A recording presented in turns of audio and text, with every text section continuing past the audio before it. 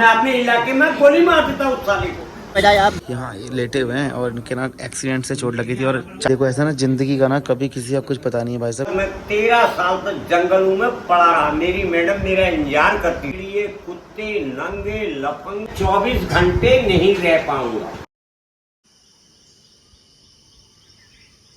So good morning guys, कैसे हैं आप सब। वापस से आप सभी लोगों का एक नए दिन में स्वागत करता हूँ। सुबह के 5 बज रहे हैं और मैं शायद अपने इस 2-4 महीनों में सुबह के 5 बजे ना पहली बार ही उठ रहा हूँ। उठाऊँगा शायद कभी कोई ट्रेन पकड़ने के लिए, बस पकड़ने के लिए, लेकिन आज सुबह सुबह कोयल की आवाज़ सुनकर, चिड़ियाओं की आवाज़ सुन के सुबह सुबह मेरी आँख खुल गई। सुबह सुबह क्या मौसम है देखो आप भाई। और कल रात में छत में सोया हुआ था, कूलर लगा के यहीं पे सोया हुआ था, क्योंकि अंदर ना बहुत गर्मी हो रही थी यार। इसलिए 5 बजे नींद खुलने का कारण है ये, मतलब ये 5 बजे और उजाला हुआ और मेरी आंखें ना अपने आप खुल गई। तो चलो दिन की शुरुआत करते हैं बढ़िया तरीके से। बिस्तर उठाते हैं और नीचे चलते हैं। तो भैया लो, वो कहते हैं ना कि जो होता है अच्छे के लिए होता है। तो भैया सुबह 5 बजे नींद खुली और मैंने अपना बिस्तर उठाया और देखो बारिश चालू हो गई है। पता अच्छा हुआ कि मैं उठ गया, वरना ना मुझे ये बारिश उठाती भाई। और मैंने कल ही कूलर को ऊपर रखा, आज ये कूलर भी पूरा भीगेगा। और आज तानी, गुन्नू और दीदी ना दिल्ली जा रहे हैं, तो मतलब आज वो चले जाएंगे। पिछले 1 महीने से वो लोग साथ में थे, तो घर में ना बहुत मज़ा आ रहा था, घर में चहल पहल उड़ती। अब आज के बाद मैं, मम्मी और पापा, बस 3 लोग घर में रहेंगे। बट आज के बाद सुना सुना हो जाएगा घर। तो चलो भैया जी अब निकलते हैं घर से। सामान सब पैक कर दिया। बारिश तो बहुत ज़्यादा आ रही है, तो चलते हैं। ये सब लोग गाड़ी में बैठ गए, चले बेतानी चलो। तो भाई गाड़ी निकलने से पहले गाड़ी ना पूरी ऐसे ट्रक की तरफ, बस की तरफ पेचम पेच फुल हो गई है। बंद करो डोर। तो हम जाने वाले तो मैं और आपका तानी और दीदी थे। अब जाते आते हम लोग इतने बढ़ गए, ऐसे लग रहा है कि जैसे कि हम रोडवेज की बस लेके जा रहे हैं। चलो, ये सारी फैमिली वही है जो कि दिल्ली से आई हुई थी, हमारे गांव में आजकल भटक रहे थे, गांव का आम खाने, गांव का पानी पीने के लिए। और भाई बारिश देखो यार, क्या भाई बारिश इतना सुबह मौसम बना दिया। इससे इनकी जो बस है वो 8:30 बजे की है, और अगर एसी बस छूट गई तो फिर इनको कहते हैं ऑर्डिनरी बस में जाना पड़ेगा। तो चलते हैं फटाफट से हल्द्वानी रोडवेज स्टेशन।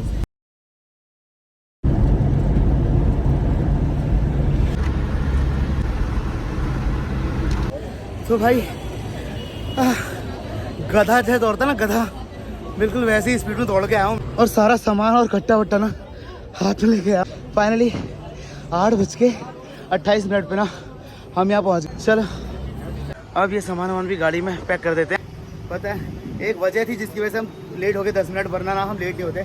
चाची ना थोड़ा 10 मिनट लेट हो गई, क्योंकि उनके घर में ना बहुत दिक्कत चल रही है। वो दिक्कत मैं आपको आगे बताऊंगा। चाची भी हमारे साथ आई थी ना कार में, उनके साथ एक बहुत दिक्कत इस समय वो बड़ी बुरी स्थिति से गुजर रही है, जिनकी वजह से 10 मिनट लेट हुआ। बट कोई नहीं, भगवान उनका भी भला करेगा। बैग में सामान वामान लगा रहे हैं, चिट विट लगा रहे हैं। इससे क्या होगा, अच्छा जहाँ भी रुकेंगे आप टोकन दिखाएंगे ना। अच्छा तो विनू बाय बाय, चल ठीक है। कानू बाय बाय, ठीक है, ओके बाय। अब मिलेंगे, कब मिलेंगे, जुलाई में। तो चलो भैया अपनी ड्यूटी हो गई पूरी और दीदी को बैठा दिया गाड़ी में। अब बढ़िया सी लस्सी पीऊंगा कसम से ना इस रोडवेज बस स्टैंड से। चलते हैं अपनी गाड़ी के पास, क्योंकि मेरी गाड़ी में 2 बच्चे भी मैंने बंद कर रखे थे। ये खड़ी है अपनी गाड़ी और इस गाड़ी में कैद हैं 2 प्यारे प्यारे बच्चे। बाप रे बाप, खोलो गेट खोलो भाई। ठीक हो, बढ़िया, कोई दिक्कत तो नहीं हुई। तो इनको ना मैं गाड़ी के अंदर बंद करके चला गया था। मैं यहाँ से निकल के ना जा रहा था आपका था, और यहाँ देखो भाई, मतलब हल्द्वानी में मतलब दूसरी तरफ निकल रहा था आपका रोडवे से, और यहाँ पे ना आपका ये लग गया, क्या बोलते हैं, फाटक लग गया। और यहाँ पे लोगों को देखो भाई कितनी उतावली है। आप मतलब इसके अंदर से निकल के जा रहे हैं भाई। अपनी ज़िंदगी की परवाह नहीं है, अपने बच्चों की परवाह नहीं है। और जो वो हादसे होते हैं ना रेल वाले, वो रेल की वजह से नहीं होते ना, कि पटरी की वजह से होती है भाई, इन बेवकूफ़ लोगों की वजह से, जो पढ़े लिखे अनपढ़ होते हैं ना, जिनको बोलते हैं पढ़ा लिखा अनपढ़। भाई आपका फाटक लगे हुए कम से कम हो गए 4-5 मिनट हो गए। सबसे पहले लग गया था फाटक जब मैं आया था। और अभी ना कुछ दिन पहले एक ट्रेन का हादसा हुआ था। बात भी ना कुछ इतने समझदार लोग हैं देखो हमारे हल्द्वानी के अंदर, जिनको पता नहीं यमराज के पास जानी जल्दी है, या फिर क्यों निकलते नीचे से यहाँ से। इतनी जल्दी कहाँ की होती है, अभी इतने लोग मर रहे हैं सुबह शाम, आप देख रहे हो ट्रेन में कट के। और फिर भी देखो, ये देखो भैया, अब पहचान लो किसी के चच्चा चत्ता ताऊ फूफा फापी तो नहीं है। बहुत समझदार हो भैया, बेस्ट ऑफ लक। इतना बड़ा हादसा हो रहा है, ट्रेन हादसा परसों है, आपको पता है, और फिर भी ऐसी हरकत कर रहे हो। देखो सब लोग, गाड़ी निकल नहीं रही, फिर भी ऐसे गाड़ी निकाली जा रही है इस तरीके से। भाई इंडिया में ना जब तक डंडा नहीं पड़ता है ना, जब तक फाइन नहीं लगता है, तब तक लोगों को समझ नहीं आता है। ये सबसे गंदी बात है हमारे इंडिया के कुछ लोगों की। एक अनपढ़ को समझाना बहुत आसान है, लेकिन पढ़े लिखे अनपढ़ को समझाना बहुत मुश्किल है। कुछ उसमें से पढ़े लिखे अनपढ़ लोग हैं। देखो एक सामने से और आ रहा है हमारा भाई, ये देखो भाई, ये नंबर पहचान लो, आदमी पहचान लो। देखो भाई ये है, देखो अब जिसके चाचा ताऊ फूफा होंगे आप पहचान लेना भैया सब लोग। और जो ये लोग खड़े हैं बेचारे, ये सब लोग बेवकूफ़ यहाँ पे खड़े हैं, और जो लोग निकल के आ गए हैं बड़े समझदार लोग हैं। तेरे को पता है क्यों लगा फाटक? क्योंकि ट्रेन आएगी हमारे गाड़ी को तोड़ देगी। छोटे से बच्चे को भी पता है कि मतलब क्यों लगा है फाटक। लेकिन चलो भाई फाइनली ट्रेन आ गई और अब ट्रेन क्रॉस करेगी। यस, अब फाटक क्रॉस करते हैं और निकलते हैं यहाँ से आगे की तरफ। तो चलो भाई फाइनली आपका फाटक वाटक हट गया। अभी मेरे साथ दीदी को तो मैंने छोड़ दिया, मेरी चाची बैठी है तो चाची को भी छोड़ रहे हैं गोलापार में। हम पहुंच गए हैं गोलापार और गेट देखो हमारे आगमन में खुल चुका है। ऐसी कोठी है तुम्हारी, ये वाली कोठी तो बड़ी तगड़ी है। एक कमरा ये ले लूंगा मैं। मानस पहुंच गए चाची जी के घर में। चलो वही मानस पहुंच गया भाई अपने घर। ठीक है तो भैया जी चाची को तो ना उनके घर पे छोड़ दिया, और यहाँ पे ना मेरे को आके सबसे अच्छी चीज जो लगी ना वो इनका गार्डन। सच में ना इनके गार्डन ने मेरा दिल जीत लिया। इतना घर के बाहर सुना इतना प्यारा सा गार्डन बनाया हुआ है। चलो चाची नमस्कार, अभी चलते हैं। Bye bye, take care. Okay Puchu bye bye.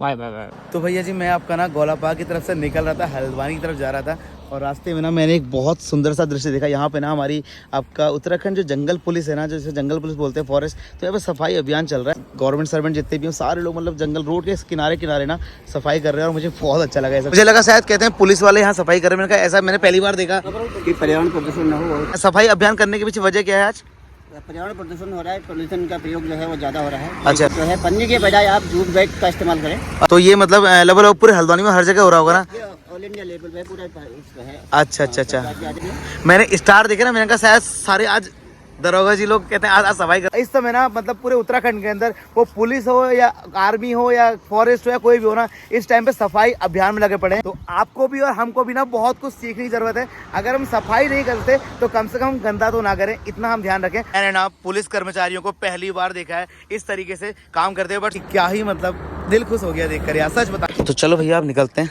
हम लोग ना पैसे कमाने की होड़ में ऐसे भागे रहते हैं। हम जिस संसार में हम रह रहे हैं उसी संसार की हमें खबर नहीं है। हम गंदा करते जा रहे हैं, बाद में हॉस्पिटल में लाखों रुपए लगाते रहेंगे अपने पीछे। ठीक है, तो अगर आपको ही मौका मिले तो भैया सफाई नहीं कर सकते तो कम से कम गंदगी मत करना। ठीक है भाई, ऐसे ही ना साफ सुथरी रोडें देख के कितना अच्छा लगता है, और इसको साफ सुथरा करने में ना बहुत मेहनत लगती है। तो भैया जी आज सुबह मॉर्निंग में जब मैं घर से निकला था, आपने गाड़ी में देखा था कि हमारे साथ चाची भी आई थी, और जिनकी वजह से हम लोग 10 मिनट लेट हो गए थे। मैंने आपको बताया भी था कि वो बहुत बुरी कंडीशन से गुजर रही है इस टाइम पे, और उनके साथ एक दिक्कत हुई थी। अभी 2-3 दिन पहले ना उनके हस्बैंड का एक्सीडेंट हो गया था, और वो आपका हॉस्पिटल में एडमिट है। तो मैं उनको लेकर आया था, तो वो सुबह दलिया वलिया बनाते टाइम ना थोड़ा लेट हो गई थी। फट से काम करते हैं हॉस्पिटल चलता हूँ और जाके उनकी खबर अब लेकर आता हूँ आखिर चाचा है कैसे।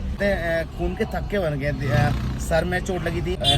मेरी छोटी बहन मतलब मेरे चाचा की बेटी भी ना हॉस्पिटल में एडमिट है, उसका ऑपरेशन हुआ है। वो भी क्या कहते हैं आसपास में किसी हॉस्पिटल में एडमिट है। यार घूमना फिरना, पैसे कमाना और क्या कहते हैं ट्रैवल करना अलग चीज़ है। परिवार में जब किसी को दुख हो, कोई दिक्कत हो, उस टाइम पे आपका बस वहाँ खड़े होने से ही ना उनको बहुत सारी हिम्मत है। भाई देखो मैं आ गया हूँ, आपका पहुँच गया हूँ हॉस्पिटल में, और ये अपने चाचा जी हैं यहाँ ये लेटे हुए हैं, और इनके ना एक्सीडेंट से चोट लगी थी और अभी सोए हुए हैं आराम से। क्या बोले डॉक्टर, क्या बोल रहे हैं? दवाई से थोड़ा सही हो जाएगा बोल रहे हैं। चलो तो भाई देखो ऐसा ना ज़िंदगी का ना कभी किसी का कुछ पता नहीं है भाई साहब, इसलिए बोलते हैं कि बहुत तरीके से, बहुत अच्छे तरीके से रहना चाहिए और सोच समझ के चलना चाहिए। और आपका टाइम हो गया है आपका 7:07, 3 से 4 घंटा मुझे हो गया हॉस्पिटल में।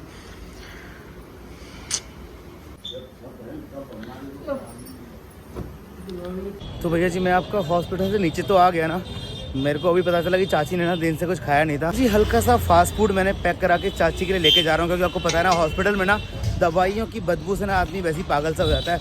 तो हल्का चटपटा पटपटा कुछ खा लेंगे तो मूड भी थोड़ा चेंज हो जाएगा, वरना भाई डॉक्टर की दवाइयाँ और हॉस्पिटल की बदबू से तो आदमी पागल हो जाता है। आपको अभी टाइम हो गया आपका 8 बज गया है, और अपने 3-4 घंटे कंप्लीट हो गया मुझे यहाँ पे। अब मैं निकल रहा हूँ यहाँ से आपका सेंट्रल हॉस्पिटल की तरफ, वहाँ मेरी छोटी बहन भी एडमिट। तो चाची चलो बाय बाय, आप ख्याल रखना अपना, ठीक छो, और चाचा का भी ख्याल रखना भाई। कल अगर डिस्चार्ज करेंगे मुझे बताया ना, मैं गाड़ी लेके आ जाऊँगा। तो भैया देखो हम लोग आपका पहुँच गए हॉस्पिटल में, और यहाँ पे हमारी छोटी बहन एडमिट है। इसका पैर देखो भैया, इसने दौड़ते दौड़ते पुलिस में भर्ती होने की कोशिश की थी, लेकिन अपने लिगामेंट ही फटवा लिए। और मैंने सुना कि तो उन्होंने हॉस्पिटल में पूरा चिल्ला पुकार करके सारे डॉक्टर को सर में बैठा लिया है। बड़ा गजब हाल था, क्या बताएं हम। क्या हुआ? रो रो के हाल में हाल हो गया, मतलब से बड़ा ही गजब हो गया। ऑपरेशन के बाद में मुंह का ग्लो कम नहीं हो रहा था। चलो यार इसकी ना आप देखो पाँव की हालत बहुत खराब हो गई बेचारी, इसका पूरा पैर खराब होते होते बचा है। तो भाई और ना इसके मोमो चाउमीन जो है ना बहुत ज़्यादा फेवरेट होते थे, लेकिन अब कब तक नहीं खाना है मोमो चाउमीन? 5-6 महीने तक तो नहीं खाना है, क्या करें, मजबूरी है। तो चलो भाई, आपका दीपिका से भी मिल लिया हूँ। अब निकलते हैं यहाँ से घर की तरफ, फटाफट से घर पहुँचता हूँ, ठीक है। फाइनली मैं आपका घर पहुँच गया हूँ और टाइम हो गया आपका 9 बज चुका है और पापा घर बैठे हुए हैं। आप मैं आ रहा हूँ होटल में है। नहीं होटल में नहीं थे, हम हॉस्पिटल गए हुए थे। कंडीशन क्या है अभी, क्या कहते हैं, कमर में दर्द है, कमर में चोट लगी हुई है, बाकी हल्का हल्का लिटिल पैरालाइज बोल सकते हो इसको। सुशीला तिवारी में 4 दिन रखा। सुशीला तिवारी डॉक्टरों ने क्या देखा फिर वहाँ? ये सरकारी हॉस्पिटल। सुशीला तिवारी हॉस्पिटल बना है एनडी तिवारी जी की मैडम के नाम से, लेकिन वहाँ पर अदरवाइज कोई भी डॉक्टर नहीं, प्रैक्टिशनर वहाँ पर देखते हैं। जो 2-4 झंडू बाम होते हैं ना, वो प्रैक्टिशनर वही लोग उस काम को करते हैं। मैंने कहा कितने रुपए लग जाए कृष्णा में डालना या ये ब्रिजलाल में डालना।